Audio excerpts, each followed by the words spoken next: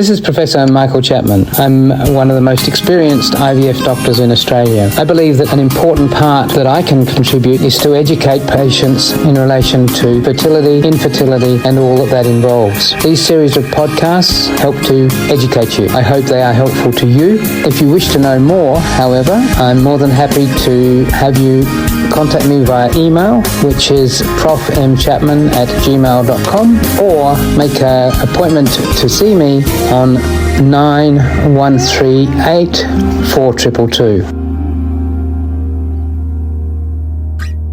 In terms of 6 failures, obviously, I would hope she's seeing a fertility specialist with proper credentials, somebody who's done their subspecialty, we call it, subspecialty training in reproductive endocrinology and infertility, who doesn't just shrug their shoulders and try again, that has gone through every aspect of that cycle in detail, made changes where it was needed, and done appropriate investigations to look for the rarer causes of failure to get pregnant with IVF.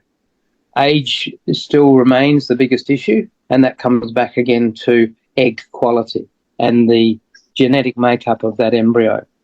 So if you're, for instance, if you're over 40, more than 70% of your embryos, even if they look beautiful blastocysts, 70% of them will be genetically abnormal.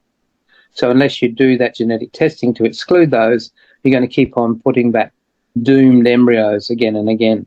Prof, we have a question from Jen, who's live. Is there any chance that a woman can get pregnant if she has a myoma fibroid? Yes. Fibroids, myomas, are very common.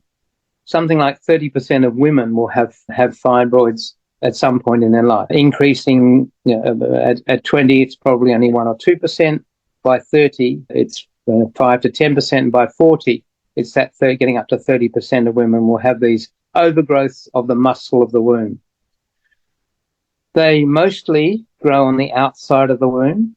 They mostly have no impact on pregnancy or on fertility.